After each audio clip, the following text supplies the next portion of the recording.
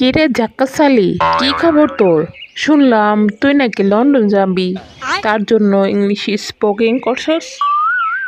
আরে কয়েকদিন পর তো লন্ডনে যামুগা, সেখানে তো সব ইংলিশে বলতে হয়, তাই ইংলিশটা শিখে ফেললাম। এই পচাবাসী গ্রামে আর থাকুম না, কেউ ইংলিশ পারে না।